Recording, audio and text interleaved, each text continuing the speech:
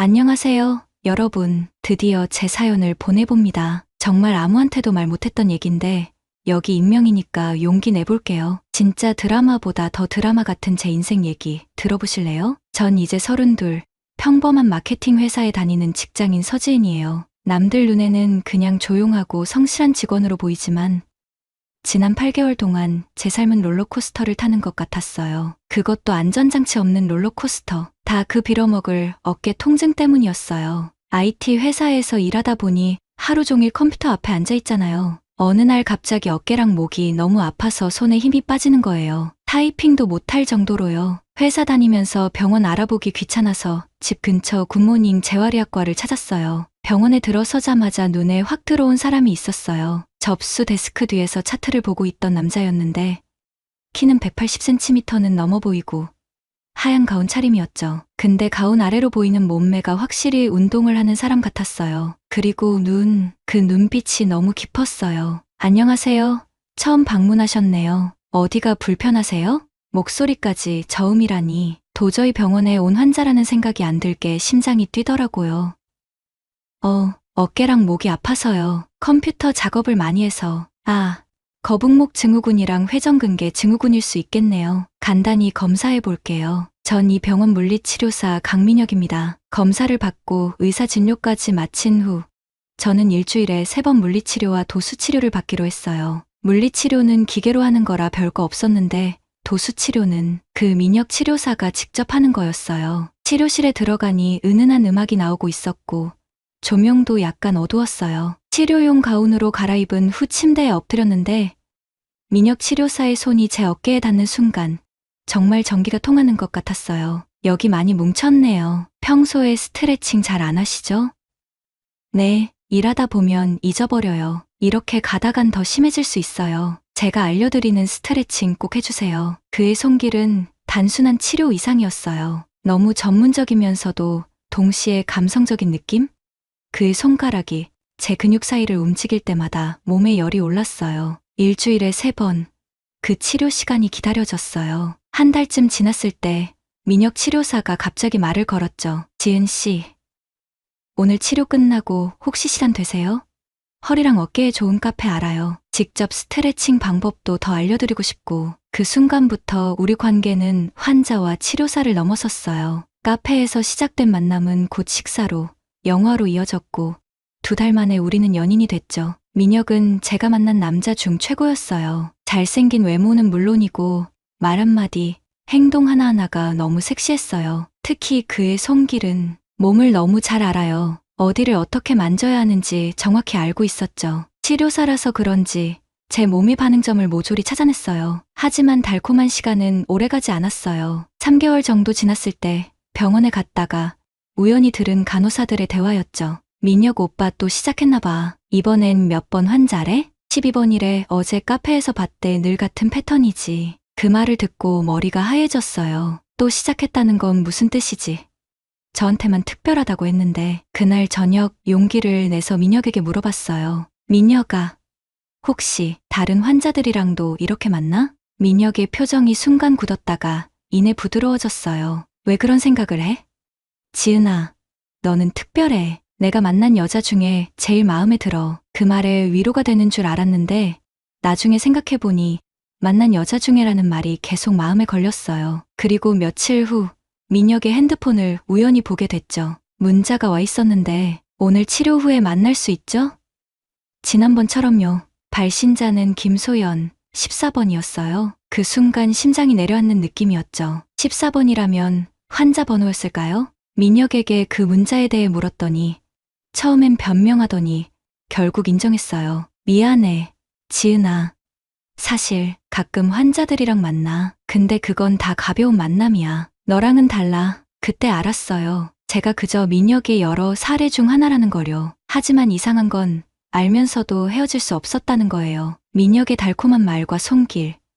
그 모든 게 거짓인 줄 알면서도 더 빠져들었어요. 다시는 안 그럴게. 약속할게. 그의 말을 믿고 싶었어요. 정말로요. 그래서 또 한 번 기회를 줬죠. 하지만 한 달도 안 돼서 또 다른 여자와 만나는 현장을 목격했어요. 카페에서 민혁이 어떤 여자의 손을 잡고 있었거든요. 제가 치료받을 때와 똑같은 방식으로요. 이번엔 정말 끝내야겠다고 생각했어요. 하지만 민혁이 제 집 앞에 나타나 무릎을 꿇고 울면서 빌었어요. 제발, 널 정말 사랑해. 다른 여자들은 그냥 습관이었어. 끊을게. 정말로 내가 내 마지막이야. 바보 같지만 또 한 번 그를 받아들였어요. 이게 이번이 마지막이라고 다짐하면서요. 그리고 그날 밤 민혁의 집에서 저는 뜻밖의 사실을 알게 됐어요. 민혁의 친구가 전화를 걸어왔는데 스피커폰으로 대화가 들렸거든요. 야, 수연이한테 연락 왔다며? 은주 알면 또 발악할 텐데. 걱정 마. 은주 모를 거야. 7년 만났는데 한 번도 안 걸렸잖아. 은주라는 이름에 귀가 솔깃해졌어요. 민혁이 전화를 끊자마자 물어봤죠. 은주가 누구야? 민혁이 잠시 멈칫하더니 솔직하게 말했어요. 여자친구야. 대학교 때부터 만났어. 뭐, 그럼 7년이나 된 여자친구가 있는 거야? 근데 나랑 미안해 말하려고 했는데 은주는 특별해. 그냥 헤어질 수가 없어. 충격이었어요. 7년이나 된 여자친구가 있었다니. 게다가 그런 상태에서 저뿐 아니라 다른 여자들과도 관계를 맺었다는 거죠. 미친 듯이 화가 났지만 한편으로는 그 은주라는 여자가 궁금했어요. 7년 동안 이런 남자를 어떻게 참고 만났을까? 다음 날 병원에 가서 슬쩍 물어봤어요. 간호사가 은주에 대해 알려주더라고요. 아, 은주 언니. 병원 뒤에 있는 약국 약사예요. 언니가 민혁 오빠 대학 때부터 뒷바라지 했대요. 근데요? 민혁 오빠가 바람 펴도 다 안다고. 그래도 좋대요. 민혁 오빠만 없으면 못 산대요. 어이가 없었어요. 약국으로 찾아가 은주를 만났는데 예상과 달리 정말 예쁘고 고상한 여자였어요. 자기를 소개하자 놀라더니 곧 담담하게 말하더라고요. 아, 12번 환자구나. 만나서 반가워요. 저 아세요? 물론이죠. 민혁이가 만나는 여자들 다 알아요. 근데 신경 안 써요. 어차피 다 지나가는 사람들이니까. 그 자신감 넘치는 말투에 오히려 제가 기가 죽었어요. 은주는 커피를 마시며 계속 말했어요. 민혁이는 원래 그래요. 여자가 집착하면 바로 떠나버려요. 난 그걸 알아서 그냥 내버려 두는 거죠. 결국엔 내게 돌아오니까. 그래도 어떻게 그런 남자를 계속. 사랑이니까요. 이해 못하겠죠? 근데 지은 씨도 알게 될 거예요. 민혁이한테 빠지면 벗어날 수 없다는 걸. 그 말이 예언처럼 맞아들었어요. 은주와 헤어진 후에도 민혁에게 당장 헤어지자고 할 수 없었거든요. 오히려 더 집착하게 됐어요. 민혁이 날 좋아하게 만들어서 은주보다 더 특별해지고 싶다는 생각까지 들었으니까요. 그렇게 이상한 삼각관계가 시작됐어요. 민혁은 저랑 계속 만났고 은주와도 여전히 만났죠. 그리고 분명 다른 환자들과도 만나고 있었을 거예요. 머리로는 이건 잘못됐다고 생각하면서도 마음은 자꾸 민혁에게 끌렸어요. 게다가 솔직히 말하면 이런 상황이 어떤 면에서는 짜릿하기도 했어요. 금지된 관계, 비밀스러운 만남, 마치 드라마의 주인공이 된 것 같은 느낌이었죠. 민혁이 제 몸을 만질 때마다 죄책감과 쾌감이 동시에 밀려왔어요. 어느 날 밤, 민혁의 집에서 나오다가 은주와 마주쳤어요. 당황했는데 은주는 아무렇지 않게 웃더라고요. 같이 커피 한잔 할래요? 카페에 들어가 앉자 은주가 차분하게 말했어요. 지은 씨, 민혁이랑 얼마나 오래 만날 수 있을 것 같아요? 3개월? 6개월? 뭐라고요? 민혁이는 한 여자에게 집착하면 바로 떠나버려요. 지은 씨는 이미 집착하고 있고요. 곧 민혁이가 새 사냥감을 찾을 거예요. 은주의 말이 가슴에 비수처럼 꽂혔어요. 하지만 더 충격적인 말이 이어졌죠. 그리고 내가 알기로 18번 환자를 만나기 시작했어요. 김다영이라고 허리 디스크로 온 환자. 귀를 의심했어요. 지금 저랑 만나면서 은주랑도 만나고 거기에 또 새로운 여자까지? 어떻게 그걸 알아요?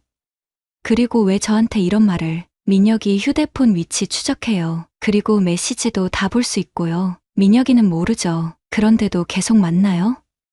왜요? 은주가 슬픈 미소를 지었어요. 사랑이 뭔지 아세요?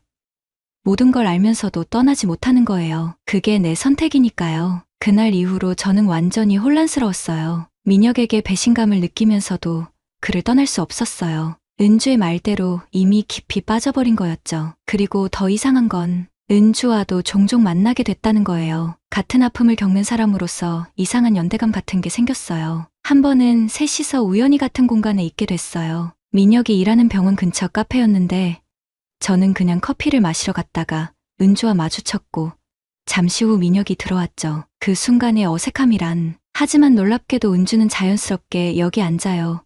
오빠 하며 민혁을 불렀고 민혁도 아무렇지 않게 우리 사이에 앉았어요. 마치 이런 상황이 정상인 것처럼요. 그때 민혁의 핸드폰에 메시지가 왔는데 분명 18번 다영이었을 거예요. 민혁이 살짝 당황하는 표정을 지었지만 은주가 먼저 말했어요. 다영이죠?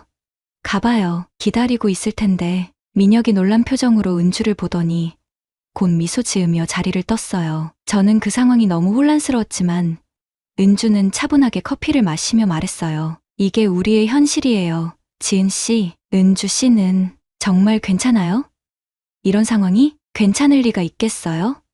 근데 더 이상한 건 이런 상황이 주는 아픔조차도 중독성이 있다는 거예요. 민혁이가 돌아올 때의 그 기쁨을 위해 모든 걸 참는 거죠. 그 말에 공감이 됐어요. 이런 상황이 주는 고통과 기쁨, 그 모든 감정의 롤러코스터가 어쩐지 중독성이 있었거든요. 평범한 연애에서는 느낄 수 없는 강렬한 감정들, 시간이 지날수록 저는 더 깊이 빠져들었어요. 민혁이 다른 여자들을 만난다는 걸 알면서도 그가 연락할 때마다 심장이 두근거렸고 그를 만나러 달려갔죠. 가끔은 은주와 만나 민혁에 대한 이야기를 나누기도 했고요. 정말 이상한 관계였지만 이상하게 위로가 됐어요. 그러다 어느 날 민혁의 휴대폰에서 또 다른 여자의 메시지를 봤어요. 19번 환자였죠. 순간 화가 치밀어 올랐어요. 그냥 참고 넘어갈까 하다가 갑자기 복수심이 생겼어요. 민혁에게 고통을 주고 싶었죠. 은주에게 전화해서 새로운 여자 얘기를 했더니 은주도 이미 알고 있더라고요. 그리고 생각지도 못한 제안을 했죠.